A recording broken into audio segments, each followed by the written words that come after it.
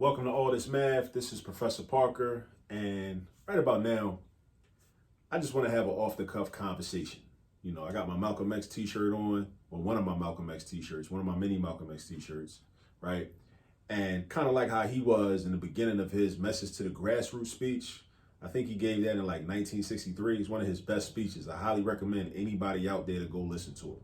Go listen to Malcolm X's message to the grassroots. It's right up there with the Ballad of the Bullet.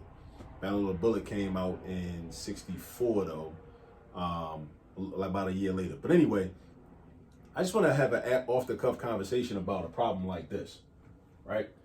So, before I get into that, if you have not subscribed to the channel, make sure you hit the subscribe button and make sure you hit the notifications button so you'll get alerted when I put out new content, all right? Now, let me get into this. I want to just talk about this problem. We're really not going to actually work out this problem because what I realized from trying to work this problem out recently, that this is not a valid problem. All right. Now, I'm going to explain that to you. I'm explaining to you why this is not a valid problem. If we read this, it says to write an equation of the line, a straight line, right? Passing through the point -2 and 5 with those coordinates and the other point 2 and 1, and it's got a y-intercept of 0, -1/2. So typically when you see a problem like this, you get into your routine, you follow the protocol, you say, okay, boom, check it. I need a slope and I need a y-intercept.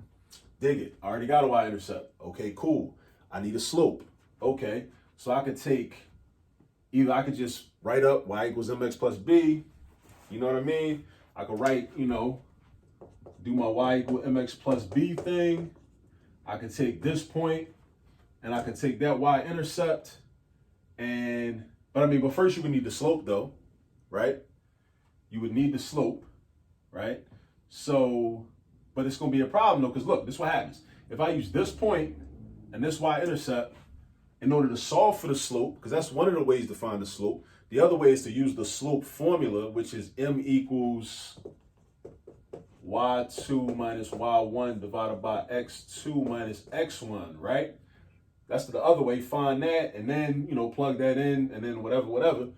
But what if I just take this point and this y-intercept and try to solve for the slope? So if I take this point, my y is 5. My m, I don't know. I'm about to solve for that. X is -2. And my y-intercept is -1/2. So we got -1/2. So that's 5 is equal to -2m minus 1/2. So then we add 1/2 on both sides. Plus 1/2, boom, boom. So 5 plus 1/2 is basically 5.5. I'm gonna keep it as a mixed numeral right quick. Equals -2m. Get rid of this -2. The way we get rid of the -2 is we're gonna multiply by -1/2, because that's the reciprocal of -2. I'm gonna do the same thing over here. Multiply by -1/2. Now I'm gonna kind of treat that 5.5 like a fraction. Convert it to an improper fraction. 5 times 2 is 10. 10 plus 1 is 11. 11 over 2. So that would be -1/2 times 11 over 2, which is -11/4, which would equal m, right? Now, I know I was talking fast, right? But this is a video, right? You can pause it and rewind if you ain't catch everything I was saying, right? That's one of the benefits of the technology. So this indicates that my slope is -11/4 m. So that means that the equation should be y equals, replace the m with a -11/4. Boom, boom. -11/4, right? X, you keep the x, you keep the y. Plus b, b was -1/2, right? Minus 1/2, right? Now, that means that I should be able, this is true, right?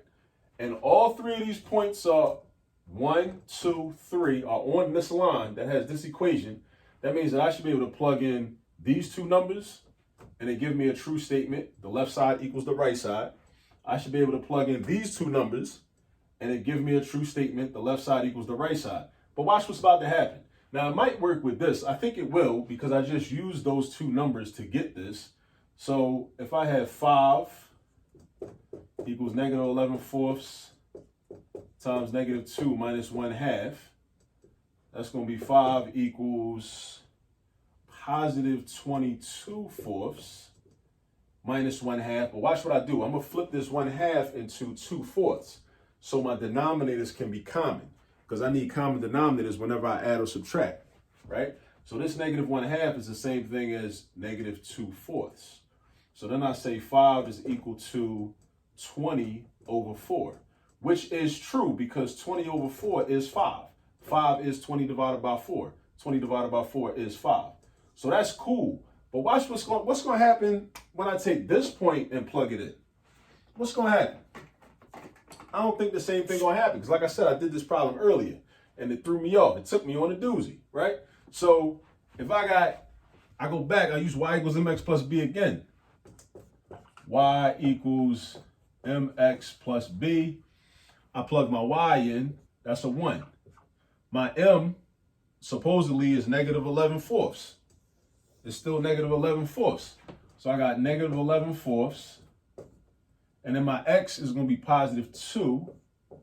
And then I got plus b. So I got 1 equals negative 22/4 plus, oh, I'm tripping. I left out the b. My b is actually negative 1/2. So minus 1/2. And then minus 1/2. So 1 is equal to negative 22/4 minus, and I'm going to flip this negative 1/2. I'm going to change it into negative 2/4 so I can have common denominators, right? So that's going to be negative 2/4. So what's negative 22 plus 2/4? Because that's a double negative. So that's going to be negative 20/4. So are we trying to say that 1 is equal to negative 5?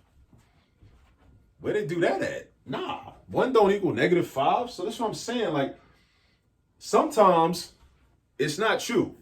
Sometimes you ain't really do the math wrong. Sometimes the problem is wrong. So whatever like textbook this problem came from, whatever online worksheet somebody found and downloaded and didn't really work the problems out, because maybe they ain't had time. I dig it. I've been there before. You know what I'm saying? Like, as a teacher, you got a lot going on in your personal life and, you know, in your professional life, and you got to come up with a worksheet or come up with some problems for your student.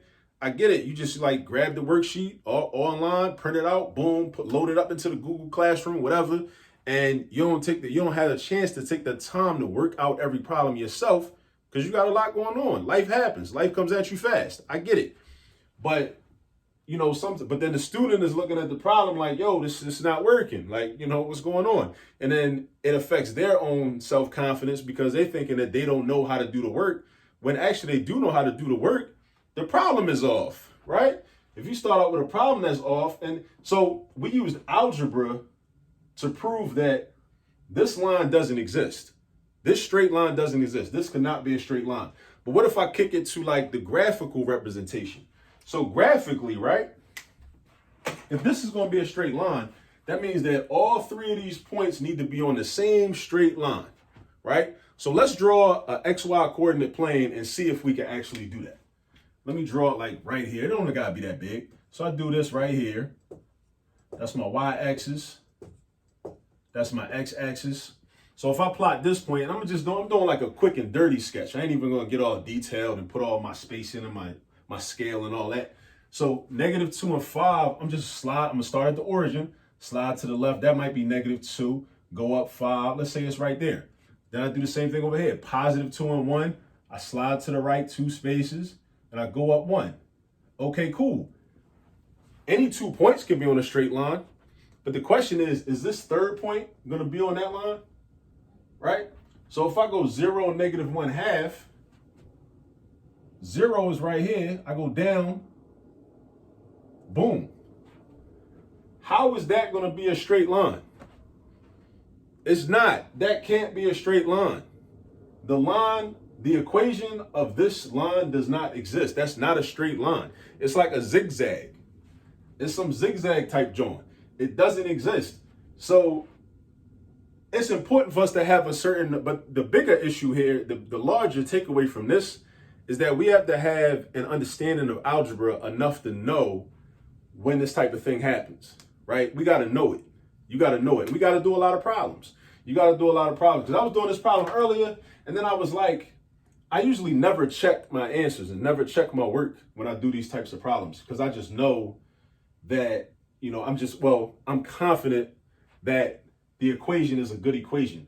But I decided to actually check my work and make sure that the equation works for both of these points. And then I plugged the points in and something wasn't adding up. And then I was like all thrown off, and I was like recording a video and it threw me all off. And then I had to like scrap the video because, everything ain't work out the way I expected it to. So I was a little thrown off and I was a little upset, right? But then I had to see the beauty in that, because what it did is give me an opportunity to come to you. And like I said, had this off the cuff Malcolm X type conversation, whereas we need to establish the fact that sometimes it's not the student. It's not the student that makes a mistake. It's the textbook publisher or the textbook editor or the person that created the worksheet. We're all human beings, right? We all are, none of us are above the possibility of making a mistake, right? But we should also let our students know that, when we make the mistake, that's just what happened. Like, okay, so you didn't get the answer, so it's not your fault that you didn't get the answer, because this was a problem that didn't have an answer. Like, you're told to write an equation of the line that passes through these 3 points, and that straight line just don't exist. It just don't. I mean, it's not a straight line. You see where the point's at. The points is like right here, and then over here. Y-intercept is -1/2. I think somebody might have left out a negative sign, but then I thought that, but what if it was +1/2? If it's +1/2, I don't know if it still ain't gonna cut through. Yeah, somebody made a mistake, which is cool. But the real issue is, as a student, and those of us that are studying algebra and are serious about it and trying to master it and really understand it, we should be able to point out these mistakes and point out these errors, and that only comes from a lot of effort and a lot of practice and doing a lot of problems for real. You know what I mean? So again, if you have not already, please subscribe to the channel. Please turn on the notifications. Please share these videos. Send them out. Copy the link. Send it to some people. Some other people could benefit from this material and this content that we have on the All This Math YouTube channel.